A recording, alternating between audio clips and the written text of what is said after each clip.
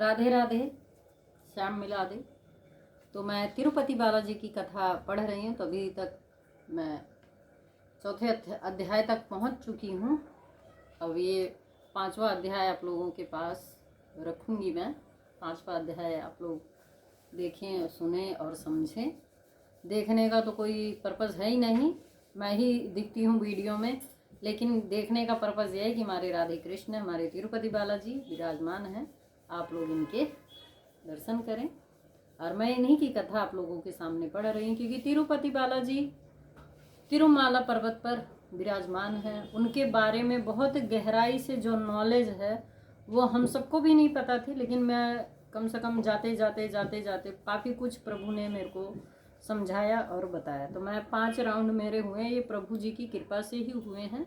तो धीरे धीरे सब चीज़ों के बारे में कहते हैं, जो जहाँ की सभ्यता और संस्कृति हो उसे ज़रूर अपनाना चाहिए। तो आप कभी भी जाते हैं, अगर लेडीज़ हैं वो बाल दान नहीं, मतलब उतार नहीं सकते हैं, तो वहाँ पे वो कट कर देते हैं, 3 बार कैंची लगा देते हैं, 5 बार लगा देते हैं। और जेंट्स को तो ज़रूर वहाँ जाकर के बाल उतरवाना ही चाहिए, क्योंकि आप जो है प्रभु के सामने अपनी सुंदरता उतारते हो। तो सुंदरता उनको उतारते हो तो प्रभु कहते हैं कि ये तो मेरे को सब कुछ दे दिया, अपनी सुंदरता ही दे दिया, तो प्रभु उसी तरह से आपकी झोली भरते हैं। उन्होंने कहा है लक्ष्मी माता से कि जो कोई भक्त मेरा दर्शन करने के लिए आए, सबसे पहले वो आपका दर्शन करे, उसको आप इतना धन दो कि उसकी भी घर गृहस्थी चले और उस घर गृहस्थी से बचा करके मेरे लिए भी लाए और मेरा भी कर्जा इसी तरह से पूर्ण हो। तो जब भी हमें तिरुपति बालाजी जाना चाहिए तो सबसे पहले पद्मावत अम्बावारी माता के दर्शन हमें ज़रूर करना चाहिए। उसके बाद जा करके हमें उनके भाई का दर्शन करना चाहिए, फिर वराह देवता का दर्शन करना चाहिए। वराह देवता के बाद जा करके हमें तिरुपति बालाजी का दर्शन करना चाहिए। तो चलो चलते हैं कथा की तरफ। तो तिरुपति बालाजी महाराज की जय। श्रीनिवासा गोविंदा, वेंकटरमणा गोविंदा गोविंदा। तो मैंने कथा जो आप लोगों को बताई थी कि जो चरवाहा था, पर प्रभु ने उसको आशीर्वाद दे दिया कि तिरुमाला पर जो प्रभु जी का विग्रह है, सदियों सदियों के लिए उन्हीं के वंशज पूजा करेंगे, बाकी किसी को अधिकार उन्होंने नहीं दिया। तो अब चलते हैं, जब राजा को उन्होंने श्राप दे दिया, तो अब श्राप की वजह से वो राजा कहाँ जन्म लेते हैं, किस तरह से क्या होता है, आगे कथा की तरफ बढ़ते हैं। अब भुवराह मूर्ति का वृत्तांत कि मतलब पूर्व काल में सनक नंदन नाम के महामुनि श्री हरि के दर्शन के लिए कुब्ज धारण करके बैकुंठ गए। वहाँ जय विजय नामक द्वारपाल सब सनंद मुनियों को प्रवेश से रोक दिया और उनको हटा दिया। सनंदन मुनि इस अपमान को सह नहीं सके और उन द्वारपाल जय विजय को यह शाप दिया कि तुम राक्षस बन जाओ। जय विजयों ने अपनी भूल समझकर मुनियों से प्रार्थना की। सनंदन जय विजयों की प्रार्थना सुनकर उनकी क्षमा की और कहा, हमारा शाप अटल है, मगर विशाप तो है। तुम दोनों 3 जन्म में राक्षस होकर श्री हरि के हाथ से मरने के बाद तुम फिर द्वारपाल होकर बैकुंठ में निवास करोगे। यूं विशाप दे करके सनंदन मुनि बैकुंठ से लौट गए। जय विजय भूलोक में हिरणाक्ष और हिरण्यकश्यप नाम से राक्षस होकर पैदा हुए। तो ये प्रभु जय विजय का ही जो रोल था, वही 3 दर्शन, मतलब 3 बार उनके जन्म हुए हैं और प्रभु के हाथों ही उनको मरने का वचन दिया गया है। तो ये उससे पहले, बैकुंठ धाम से पहले की, मतलब जब तिरुपति बालाजी में नहीं गए थे प्रभु, तो उसके पहले की कथा है। और वो फिर किस किस तरह से प्रभु से जुड़ी हुई है, किस वजह से प्रभु धरती पर जन्म लेते हैं। एक वजह से कभी वो जन्म नहीं लेते हैं, कई सारे ऐसे चक्र बनते हैं, उस चक्र में, उस नक्षत्र में सब मिल के तब जाकर के एक निर्णय होता है। तो प्रभु इसी तरह से अपने निर्णय लेते हैं।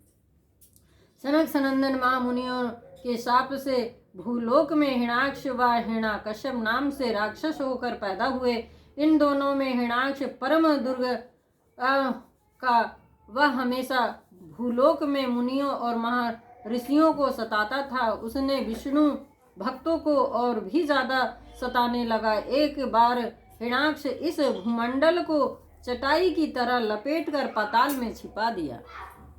पूरी भूमि को ही उन्होंने ले जाकर के, भूमि को पाताल में मतलब ले जाकर के, समुद्र के नीचे भी है धरती, वहां पर जाकर के उन्होंने उनको छिपा दिया, पृथ्वी माता को, भूलोक को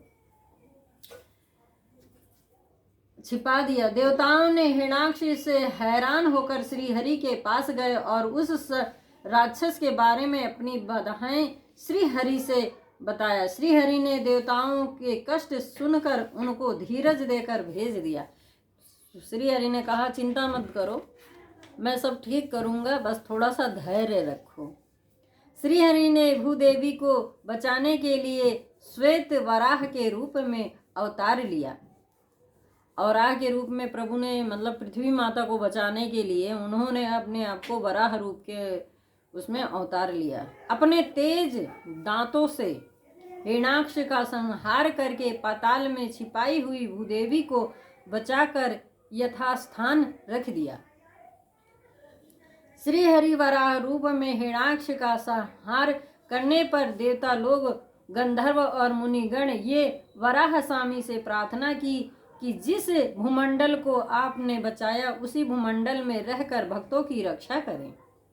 देवता लोग सब प्रार्थना करने लगे, हे प्रभु, आपने जिस पृथ्वी को बचाया है उसी पृथ्वी पर आप रह करके भक्तों की रक्षा करें।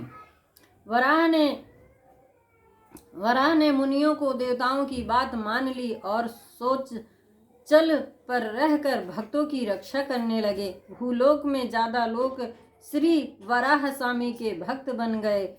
उन भक्तों ने श्रेष्ठ बकुला देवी भी हो गई। बकुला देवी मतलब यशोदा माता का रूप है। वो इस जन्म में बकुला देवी, उनका नाम बन पड़ गया, बकुला देवी भी हो गई। बकुला देवी हमेशा भक्ति श्रद्धा से वराह स्वामी की पूजा करती थी। वराह स्वामी की वो पूजा ही करती रहती थी। बकुला देवी का पूर्व जन्म वृत्तांत। द्वापर युग में द्वारिका वासियों को श्री कृष्ण अपने कृष्णा अवतार की परिसमाप्ति की वार्ता सुनकर सब लोग शोकमग्न थे। यह खबर माता यशोदा देवी तक पहुंच गई। यशोदा देवी व्याकुल होकर श्री कृष्ण के पास आकर कहा, कुमार, मैंने तुम्हें इस अवतार में बाल लीला और लाड प्यार को देखा, बल्कि तुम्हारे कल्याण को नहीं देखा। मेरी इस प्रार्थना को पूरा करें। तो द्वारकाधीश में पहुंच करके माता ने, ये यशोदा माता ने उनसे वचन लिया था। तो इस जन्म में वो बकुला देवी बनी थी। श्री कृष्ण ने माता यशोदा की बात सुनकर दुखित माता यशोदा को समझाया और कहा, माता, मैं आगे कलयुग में श्री वेंकटेश्वर नाम से अवतार लेता हूँ। उस अवतार में तुम्हारी सहायता से ही मेरी शादी होगी। तुम कलयुग में बकुला देवी के नाम से जन्म लेकर मेरे अंश श्री वराह स्वामी की पूजा करते रहोगी। मैं वहां आकर तुमसे मिल जुल कर रहूंगा। इस तरह माता यशोदा को वरदान दिया। श्री कृष्ण के प्रिय वचन सुनकर यशोदा देवी बहुत खुश हुई और आनंद से अपने उस शरीर को छोड़ दिया। फिर कलयुग में बकुला देवी के नाम से जन्म लिया और शौच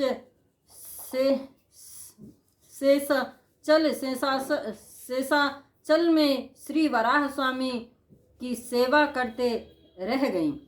देवदेव श्री हरि ग्वाले की कुल्हाड़ी से मार खाकर उस घाव की दवा के लिए घूमते फिरते सोचते जंगलों में फिर रहा था।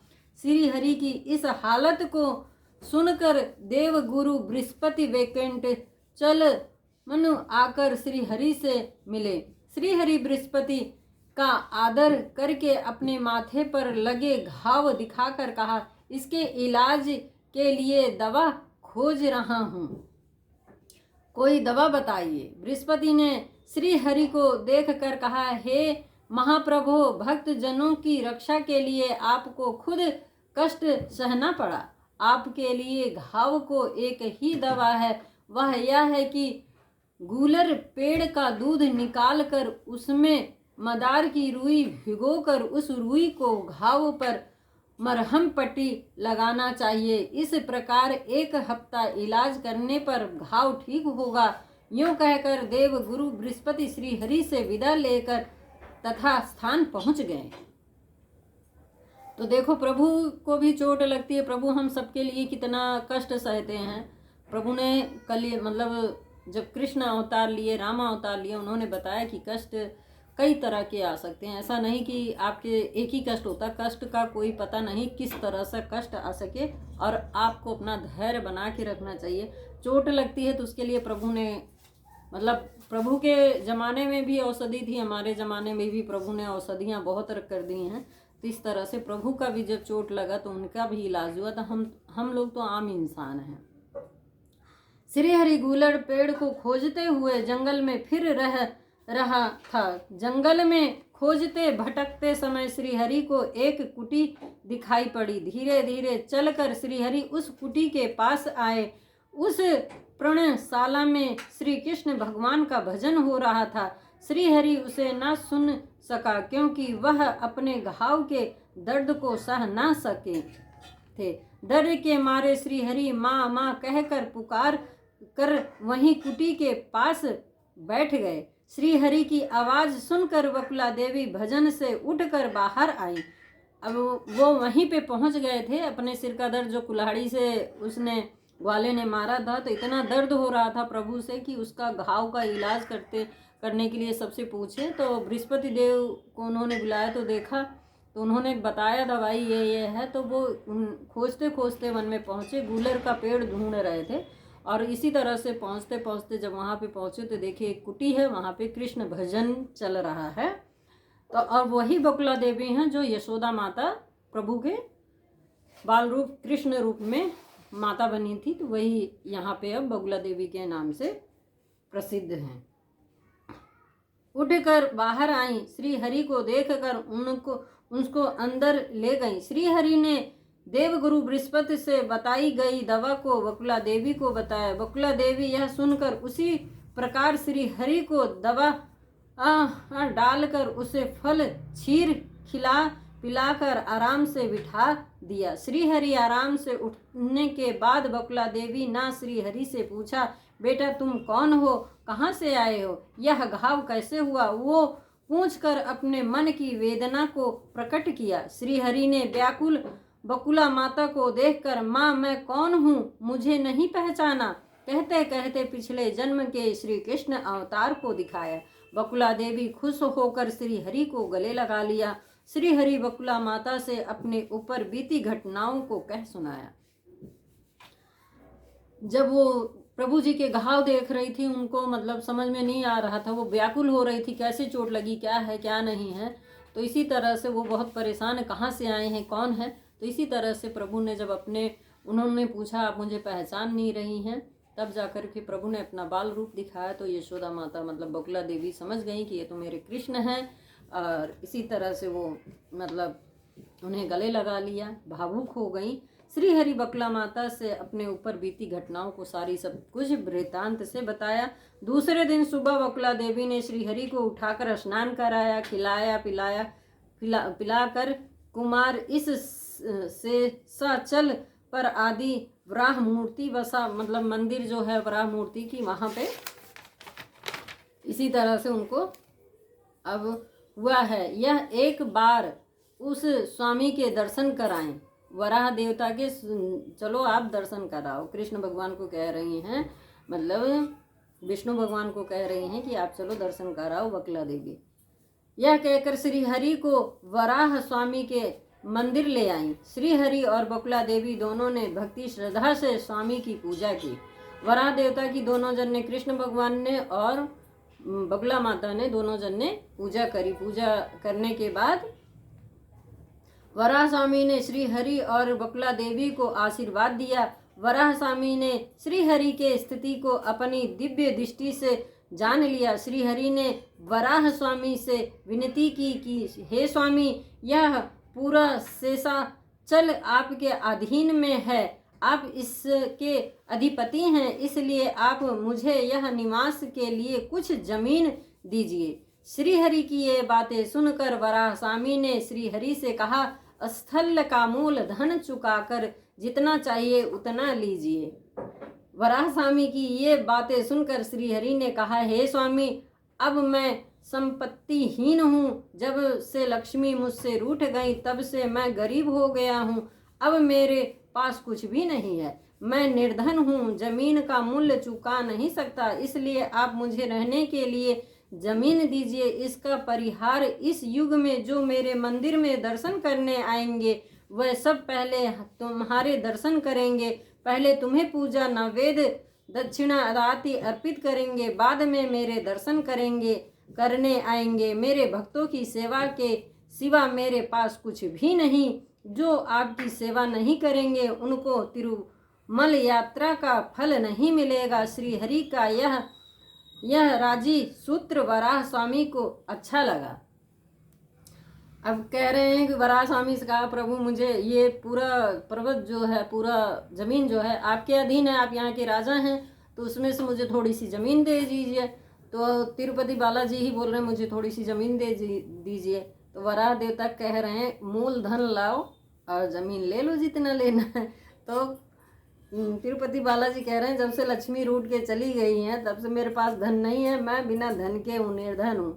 हाँ, मैं ये कह सकता हूँ कि आप जो भी मतलब मुझे आप ज़मीन दो, और जो भी मेरे दर्शन करने हैं, मेरे पास मेरे भक्तों के अलावा कुछ भी नहीं है, लेकिन मेरे भक्त आएंगे बिना आपके दर्शन, पहले आपका दर्शन होगा, आपको दक्षिणा चढ़ाया जाएगा और नैवेद्य से लेके सब कुछ आपको चढ़ाया जाएगा, तब जाकर के मेरे पास उनको दर्शन का अधिकार मिलेगा, तब जाकर के उसका फल की प्राप्ति होगी।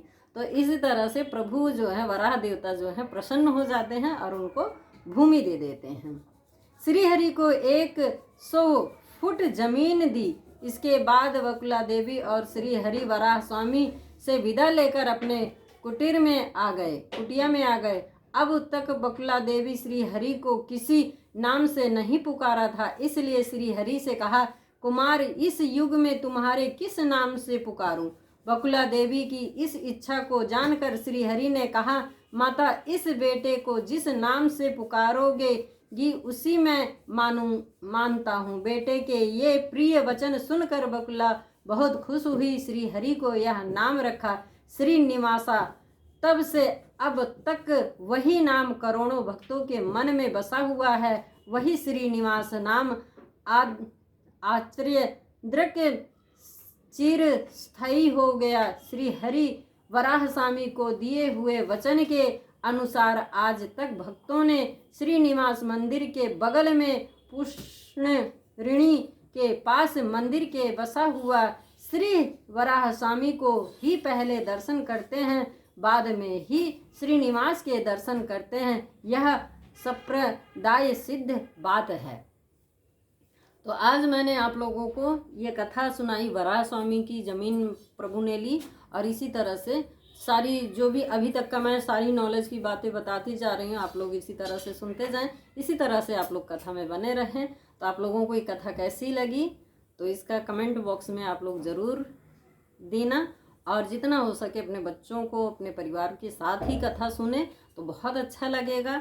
तो मैं गरुड़ पुराण भी आजकल मतलब डाल रही हूँ, आप लोग अपने बच्चों को सुनाइए, बड़ों को सुनाइए, उससे हमारे आत्मा की बहुत शुद्धि होती है और हम अच्छे कार्यों में लग जाते हैं, तो धीरे धीरे हमारा मार्ग सुधरने लगता है। तो इसी तरह से आप लोग तिरुपति बालाजी की कथा में बने रहें। जय श्री कृष्ण, जय श्री राधे, राधे राधे, श्याम मिला दे, सबकी तंगी दूर भगा दे, शुरुआत मुझसे करा दे। जय श्री राधे, जय श्री कृष्ण।